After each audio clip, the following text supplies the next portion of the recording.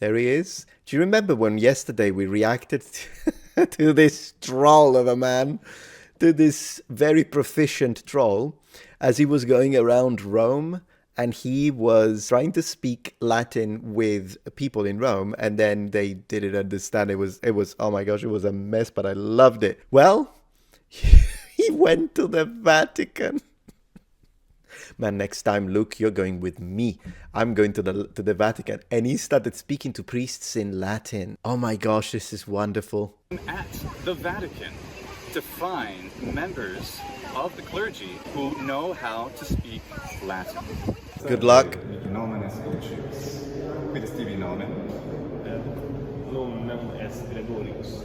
Belle, bene, est mi per gratum te cognoscere, Gregorius. Interesting, he used ecclesiastical pronunciation. Belle, Wait. bene, est mi per gratum te cognoscere. Te cognoscere. So he's still maintaining phonemic vowel length, which is, I mean, it's what you're supposed to do, whether it be, for those who don't know, phonemic vowel length is how long or short a vowel should be pronounced, which is a very, very pivotal, it's very important, dramatically important, in fact, aspect of how Latin is constructed, not only in poetry, but also in the way you speak. There are a lot of words that you have to be careful how you pronounce them, because otherwise, you know, if the vowel is long or short, otherwise everything else is the same. That's what's called as a defining factor. Then we will have a different meaning. So here he's using ecclesiastical pronunciation, probably to make it a little easier. But notice that he seems to be able to communicate, at least at a very basic level, with the priests. Instead, with the general population in Rome, this didn't work. Do you remember that? Well, I don't know if you watched that one, but it was, oh my gosh, I had a great time. Salve,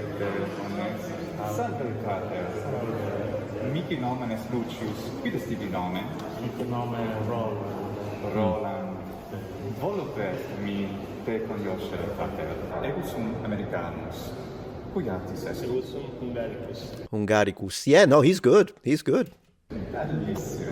Last time when I was speaking Yep. with Romans, I was using the restored classical pronunciation. Because you're a troll. And that was an important part of the experiment that I was running, because I wanted to see if the pronunciation of 2,000 years ago of the language was actually something of a modern native language descended from Latin, would be something that could be understandable.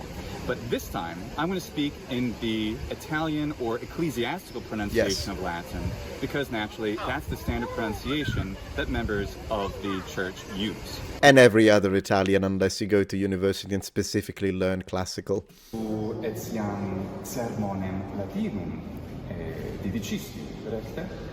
Tu didicisti leggere? Sì, sì. Okay, so I think he knows a little bit of Latin, but I'm starting to look at his look. Look at the way he's looking at him. He's a little bit uncomfortable. So he's a priest. He knows some Latin, but clearly he's not as fluent as Luke is. But Luke is an exceptional speaker of Latin.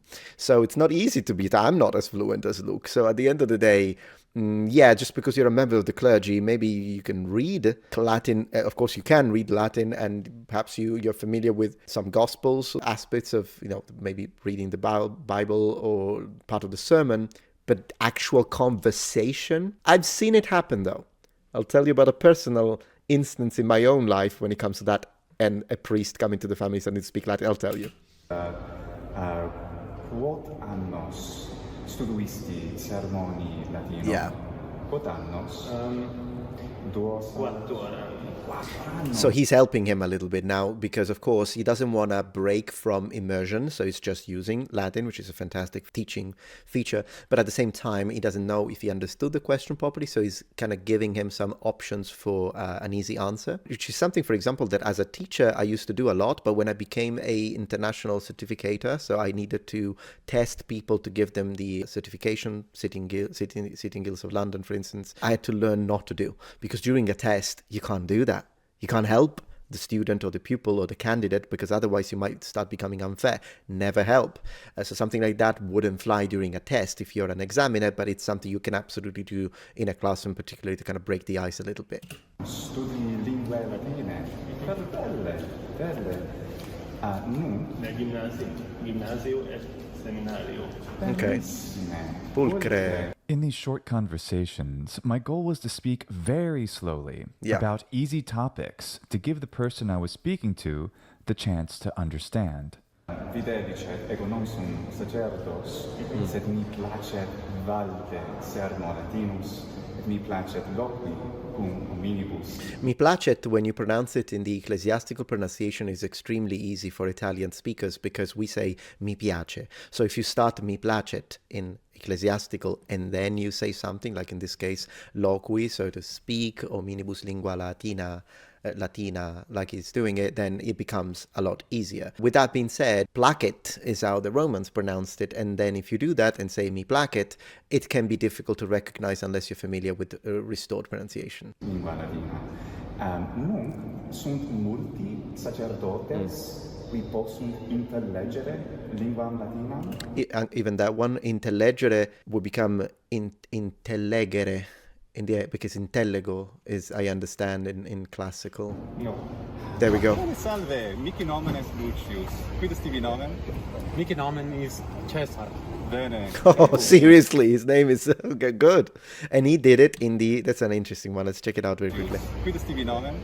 Mihi nomen is Caesar. Yes, of course he said mihi nomen is. The pronunciation of this, was he wrong in pronouncing it Caesar? No, it's just the ecclesiastical pronunciation. It's the correct way to pronounce it in ecclesiastical. But how would the ancient Romans have pronounced this? It would have been Caesar. So give it a little stress at the beginning. The diphthong is fully pronounced ae.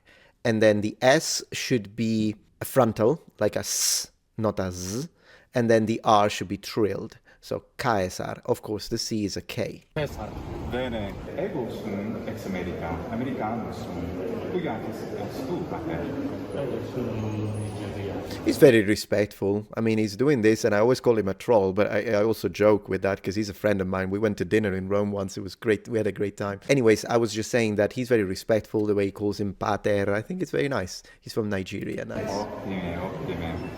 Et cum tu fecisses ante annos studia ecclesiae, etiam diricisti leggere linguam latinam? Secondo qui, corrette? Dice anche loqui Certe. Ego velim te cum loqui latine odie. Odie is such a beautiful word. Et cum tu ante annos studuisses, certe non didicisti loqui latine, solum modo A lot of body language to connect to meaning. leggere latine, recte? Recte. Sed intelligis me, bene. Recte. Belle, Ego bellissime. intellego te. Belle. Ego sum Americanus. Cuiatis est, Cesar? Ego sum Mexicanus. Belle. Ex qua provincia, qua parte. Ego natus, Provincia in classical, of course. natus sum in Guadalajara. So I found that Yes. there are some people who are members of the church that they've studied Latin and that they are used to hearing a little bit of spoken Latin and they can express themselves to a certain degree, but really spoken Latin isn't that common. Absolutely. And of course, he's been nice about it. I want to say that of all the priests that he spoke to, maybe the Hungarian was a little bit better, but in general, they don't speak it. Like, let's be honest about it, they don't speak it at all. If you give a one-worded answer, recte, okay, after he said recte, like, they don't speak it. They read it. And that's not their fault. It's not a fault. I'm not pointing the finger. It's just that it's important to underline that studying a language doesn't mean speaking a language. And I think the majority of priests, maybe if they're older generations, I wanted to tell you about that story that happened to me once. I was in my cousin's place, and then my uncle was there. My uncle, he knew Latin, knew a lot of languages, spoke English. And then there was this priest that we used to visit my mom's sister, so my aunt, and then very, very Catholic family. And then, when, of course, at one point, the priest was there, my uncle was there, and they just started speaking Latin. But maybe it's a generational thing. Because you see, when my mom was young, the mass would have been in Latin, which meant that the majority of the population wouldn't even understand what was going on. But you would be used to hearing the language a lot more. But when I was born, of course, and all that, when I was like 10, 8, my mom would take me to church. It was already all in Italian, and we weren't used to hearing the language anymore. As a part of their studies anymore, although they've learned how to read it. I actually met nearly a dozen members of the clergy at the Vatican, but these three gentlemen were the only people who were brave enough to partake in the Yeah. experiment. And as you might guess, which of course I appreciate. You know, that's very, very nice that they did that. spoken Latin is rarely taught or expected in the Vatican or in the Catholic Church at large these days. Yeah. However, it still holds a certain weight. Here, Father Roland and I began speaking in English, and he shared some of his insights on the continued good. importance of Latin in the Church. Since the 1960s, it's no longer That's it. required, I think, for clergy to speak Latin, right? Is business done in the Vatican now? In fact, every official document of the church Comes in Latin, yeah. comes in Latin. Really? Yeah. Still? Yeah. But, yeah. Every official language of the church, a document of the church comes in Latin before it is being translated in different languages. It is one of the official languages of the Holy See to this day. It's just that I think they don't care whether the single priest knows it. They're just scared that the main authorities know it. And that's it, like cardinals and Pope, of course. So it's still important. Especially some of the documents, also some of the books written by church fathers. A very good idea of the Latin. Yeah. And allow us to understand that. That makes sense to me. Reading Bible, those studying Bible, especially how to study Latin. For the Vulgate, of course. There is have you ever heard of the Vatican secret archives, for instance? I know that the word secret makes it sound like, oh, wow, there is this, like some kind of crazy stuff, Leonardo da Vinci kind of situation, but they're called secret. It's mostly that they're private. I would consider you need specific invitation to go to. They are underground in the Vatican, but they're underground, and they contain, so that I know what's in there because I was invited, so I did go into the Vatican secret archives. When you go inside, there are so many books, and a lot of those are in Latin, just like this father priest is saying. In fact, one of the things that they showed me was the letter of excommunication of Martin Luther. They wrote two. One was kept in the Holy See, and it's the one that can now be still read and examined in the Vatican archive if you have permission to enter. And then there is, it's not that uncommon, by the way, to get permission to enter. And then the other one was sent to Martin Luther, although of course he destroyed it. So there is the whole situation with the beginning of the Protestant revolution, if you will, in Europe. But in general, yeah, there is a lot of Latin down there when it comes to the first papal bulls. For instance, if you're interested in the papal bull that has to do with the banning of crossbows and bows, that's something people always, I don't know if you're familiar with this one, but there is this very famous thing whereby in medieval Europe at one point the Pope tried to ban crossbows. They were like, you can't use crossbows against other Christians, which meant he didn't care if you used it against non-Christians, but against, like if it's French versus whatever the heck, the English, it was like, don't use crossbows. Because too many people die. Nobody cared, by the way. They still did it. Lots of crossbow countries, in fact, one of which would be clearly Northern Italy, Czech Republic, so the Kingdom of Bohemia would have been an absolutely primarily crossbow country. It's just that something that people always forget when they make videos about this papal bull is that it also banned bows. And once again, could you imagine the English being like, oh yeah, we're not going to use longbows anymore and field all of those. There are some ways you understand them more. Okay, next. Those writings of the church that Oh, it's a very long. Okay, there we go. Italian is talked to these members. Really important. Well, thank you for your time, Father. Grazie. Having talked to these members of the clergy, I found that in the Vatican, they tend to use Italian especially now as a common language of their daily business, with English as a secondary one. Right. Even though they still publish a lot of the documents. In fact, I think all of the formal and official documents are still published in Latin. They simply don't use it for communication as was once normal some time ago. So whether that's a good thing or a bad thing, I'm not going to judge. I know that I enjoy speaking Latin, and I love finding other people that like to speak Latin too. I'm Luke, and thanks for subscribing. I love Luke Ranieri. He's fantastic. Let's give him a like, of course. I'm already subscribed. So you were saying there is another video. Yeah, this one here. Let's check this one out a little bit. It's just a 5-minute video. Nuper invitatus apud programma stadionis radioponicae Vaticanae, cui titulus est Anima Latina, cum reverendissimo Valdemaro Turek Latine locutus sum in undis. Quamuis apud alium canalem Polimati partes nostri colloqui auditae sint, hic integrae confabulationes auscultantur. Eccas.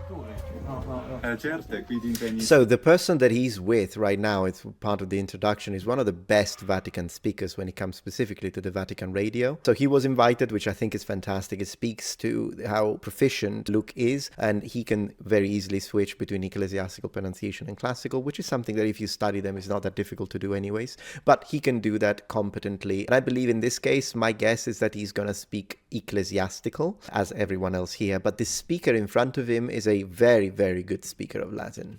Magister. Sed quade re agito. Him, Qui yeah. putaste deacre locunturne etiam nunc sacerdotes Vaticani Latine? Paucissimi sunt sacerdotes in civitate Vaticana qui locuntur Latine. Forsitan multi frequentaverunt curricula et studia in variis nationibus. Tamen odie paucissimi sunt illi qui... He's really good. Yeah, sorry if I pointed to the other one. He's the speaker that we were talking about, and he's a really, really good. You can tell that this isn't rehearsed, this isn't memorized. This, it's actually him speaking directly in Latin, and he can do it very easily. He's a very good speaker. Now, how close is this to the way an ancient Roman would have spoken? Miles of difference. You can, in fact, I can even tell his Italian accent in the way he speaks, possibly northern, I would say, but I don't know that, so I will have to double check it. But in general, yeah, he sounds extremely modern if you compare to an ancient Roman, and he does sound quite Italian when he speaks Latin. Does that mean that his Latin is wrong? No. It's important to kind of place it when it comes to both space and time and the sort of set of rules that we decide to apply when we have a conversation and an analysis. This is something that I notice sometimes. You get like people that are really into ecclesiastical Latin, and the moment you try to speak classical, they will try to shame you. Mostly happens with Italians, not all Italians, of course, but it's simply because the Italians that try to tell you you're wrong for trying to do classical, it's because they're ignorant. They don't know. So if it's an educated Italian, they will know that your pronunciation is fine, even if they don't like it. And most of Italians don't like it. I love it. I love classical pronunciation. Italians don't, because they feel it's so distant from the way you would pronounce it naturally as a modern Italian that it feels strange. Once again, it depends on the person. But there is the other side of the spectrum where you've got these people that are so fixated into classical Latin that when they hear ecclesiastical, they say, this isn't modern Italy, bro. Oh, this is wrong. It's actually pronounced centurio. And I'm like, yeah, but ecclesiastical is fine. It exists since the freaking 9th century, and some of the lessening of the intensity of the separated diphthongs or even vowel quality and quantity started to change already in the period of ancient Rome when it comes to some of the aspects. So for a modern perspective, a perspective within the church or a perspective within the medieval period, ecclesiastical is absolutely fine and isn't wrong.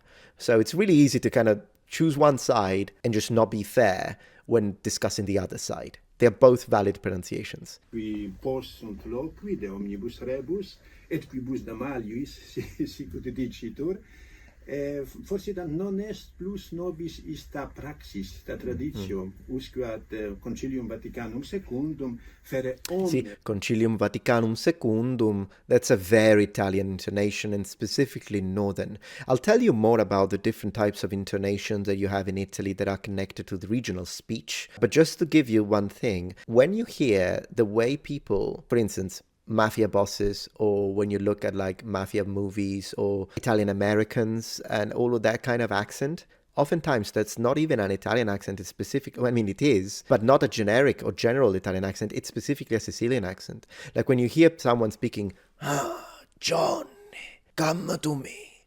I promised your mother to protect you, and you do this to me. That's a Sicilian. No one else in Italy speaks like that. So oftentimes when you call it as a foreigner, from my perspective, if you call it an Italian accent, it depends.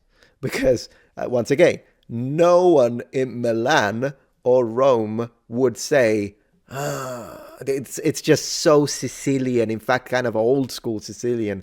Old people in Sicily still tend to speak like that, depending like very much with their throat, with kind of those closed eyes. The whole attitude is Sicilian. Why? Because a lot of the immigrants that emigrated into the United States, 30s, 40s, if you want to say, were from the South. A lot of them were Sicilians. Someone like Al Capone would have been from Naples, so once again, different accent. But a lot of those early Sicilians, and the mafia is a Sicilian thing. They have their own version. They have Camorra in Campania region, and then they have Andrangheta in the Calabria region. But when you say mafia, is Sicilian. So and the accent correlated to that. Sacerdotes et ecclesiastici loquebantur latine, postea transierunt multe mutationes, et odie etiam in seminariis non sunt quedam curricula, tamen agitur non de facultate loquendis, et de facultate exempli gratia legendi pronunciandi. Exempli gratia is such a cool way to say, for example, because it's exactly what you write when you're writing in English and you put e.g. That's exactly exempli gratia. That's what it is. It's just that when you speak Latin, you actually say it. Or you are like me, and I actually say it even when I wrote it in English, but that's just me when I write it. Et potissimum de intelligendi textus latinos et grecos, qui maximum constituunt usqueat nostrum. I think maybe he doesn't agree. Okay, so he's going to speak for a long time. I kind of want to hear Luke, though, because I'm Luke's fan. Oris vel maximi sunt momenti. Ergo portet etiam nunc sacerdotes discere linguam latina? Omnino, varias Ut loquantur? Varias causas. Ec est alia questio, quia nos possumus dicere sermonem latinum. Okay, he's going to speak for another 15 minutes. So let's see. Oh, there we go. They're speaking outside. Certe. Ready. Quid habes? Quia omnino oblitus sum, Veniuc, monsignor. oblitus sum, Quid habes? tradere tibi volumen, cui titulus est. So I think the only thing I would have appreciated, because once again, the priest is really good. So I enjoy listening to him speak. But he's one of those speakers that doesn't really give much of an opportunity to his interlocutor to speak back. He speaks a lot. He tends to speak over him. And because I know how articulate Luke can be if given an opportunity to speak, I think I would have appreciated if he, say a few sentences, then pause, breathe, and then maybe Luke could say something. So Luke is just trying to put something in there, like certe, but then, yeah. Breviloquia Francisci Pape, annis bis millesimo duodecimo et bis millesimo undecimo composita, sunt breviloquia videlicet tuit, nos titulum dedimus sentensis tuit breviloquia. Breviloquium quia etymologia is vera et propria, quod sibi vult. See the is the police arriving there? Yeah, he's gonna speak for a very long time. Let me see just the ending. Omnibus qui cultores sunt latinitatis in America. Tum septentrionali, tum meridionali. Certissime. Vale. Yeah, you see, that's one thing I actually don't appreciate. He said the whole soliloquium, the whole monologue, and then he just left. Like, it's a little impolite. I don't think he meant it. But I'm like, yeah, Luke only managed to say certe. And that's not on Luke. I just want to say, because I know Luke. I know how well he can speak. That's the only thing. But I don't think he did it to be rude. It's just that people are like that sometimes. It's more of a personality trait, I would imagine. That's how I would describe it. Is Latin hard to learn? That's something I would love to react to. Ollie Richards is a really good creator, makes a lot of interesting language content. I think for the most part, everything I've watched so far, I agreed with. There were just a couple of things that I disagreed, but I wonder if he's going to think if it's hard or not.